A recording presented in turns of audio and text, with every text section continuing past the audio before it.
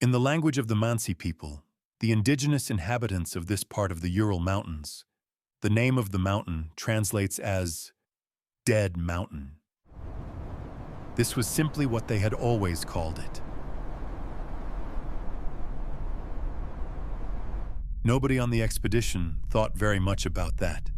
On January 23, 1959, 10 students and graduates of the Ural Polytechnical Institute departed from the city of Sverdlovsk, today Yekaterinburg, for a Category 3 ski trek through the northern Urals. Category 3 was the highest classification available in Soviet mountaineering at the time. Their leader was Igor Dyatlov, 23 years old. A radio engineering student described by everyone who knew him as meticulous, capable, and deeply experienced in winter mountaineering. He had designed the route himself. The expedition bore his name. 9 others joined him. 7 men and 2 women, most in their early 20s, all experienced, all capable of this level of expedition. The exception was Semyon Zolotaryov, 37 years old, a sports instructor, added to the group at the last moment. Nobody quite knew why he joined. He barely knew the others. One member, Yuri Yudin, turned back after 5 days with a knee injury. He watched the group disappear into the trees and continued walking south. He was the only one who would return. He spent the rest of his life, until 2013, trying to understand what happened to his friends.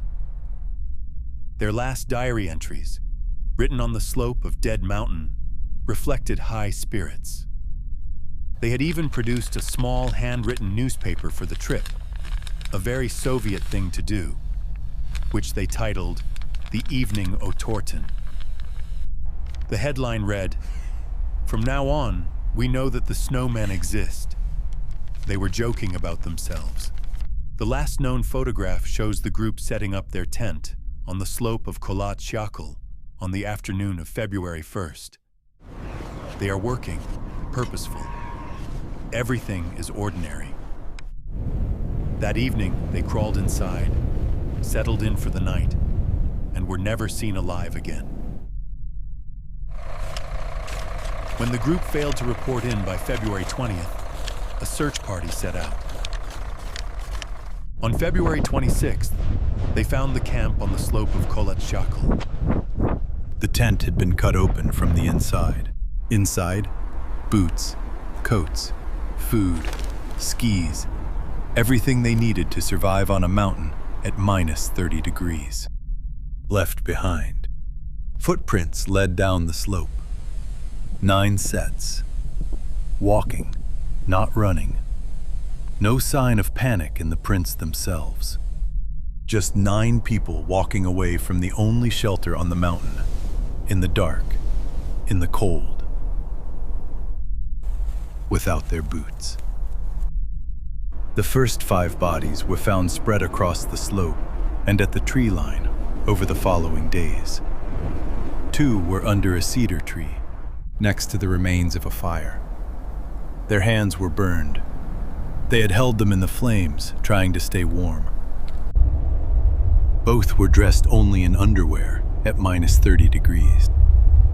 3 more were found between the cedar and the tent, spaced at intervals. Their positions suggested they had been trying to return. Igor Dyatlov, Zenaida Kolmogorova, Rustem Slobodin, moving back toward the tent they had cut open to escape. All 3 died before they reached it. Slobodin had a fracture in his skull. The investigation noted it, but did not consider it fatal. They said he died of hypothermia. The fracture was not examined further. 4 bodies were still missing. They were not found until May, when the snow began to melt. A Mansi hunter following his dog found the entrance to a snow den, a shelter the survivors had dug, about 70 meters from the cedar tree. Inside the den, 4 bodies. Lyudmila Dubinina, 20 years old. Semyon Zolotaryov, 37. Nikolai Thibault Brignol, 23. Alexander Kolevatov, 25. They had survived longer than the others. They had built a shelter. They had redistributed clothing from the dead. They had done everything right. The forensic examinations of the 4 ravine victims changed everything. Thibault Brignol had major skull damage. Dubinina and Zolotaryov had severe chest fractures, multiple broken ribs on both sides. The forensic examiner said the force required to cause such injuries was comparable to that of a car crash at speed. There was no corresponding external damage, no bruising on the surface of the skin consistent with those injuries. No sign of a fall sufficient to produce that force. The injuries were internal. The pressure had come from somewhere. Lyudmila Dubinina was missing her tongue and her eyes. She had been lying face down in a small stream beneath the snow.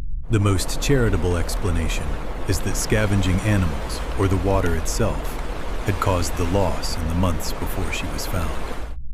The investigation did not investigate further. Then the clothing tests came back. Several items belonging to the ravine victims were found to carry radioactive contamination. Beta particle emission, at levels exceeding the permitted norm for workers who handled radioactive materials professionally. The chief radiologist noted that the clothing had been lying in running snowmelt for approximately 15 days before testing. He said the original contamination levels would have been significantly higher. The lead investigator, Lev Ivanov, received the preliminary radioactivity results on May 27, 1959. He closed the investigation the following day. In 1990, 31 years later, Lev Ivanov published an article. He admitted the investigation had found no rational explanation. He stated that his team had seen flying spheres above the mountain during their investigation. He stated that he had received direct orders from high-ranking regional officials to dismiss this claim and say nothing about it. He said he was almost certain the flying spheres had a direct connection to what happened to the Dyatlov group. In 2019, the Russian government reopened the investigation. When they announced their conclusions in 2020, only 3 explanations had been considered: an avalanche, a slab avalanche, or a hurricane. Murder had been excluded from the investigation before it began. In 2021, a team of physicists from the Swiss Research University, EPFL, published a peer-reviewed model demonstrating how a specific type of slab avalanche, triggered by katabatic winds hours after the tent was pitched, could account for the tent damage and the pattern of injuries in the ravine. It was serious science. It was the most credible natural explanation the case had ever received.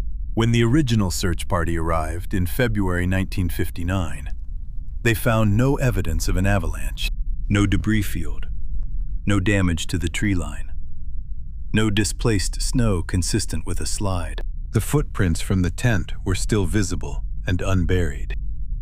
Another hiking group, camped 50 kilometers south on the same night, reported seeing strange orange orbs floating in the sky above the direction of Kholat Syakhl.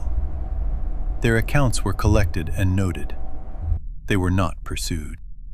The lead investigator's boss, Evgeny Okashev, gave an interview in 2015.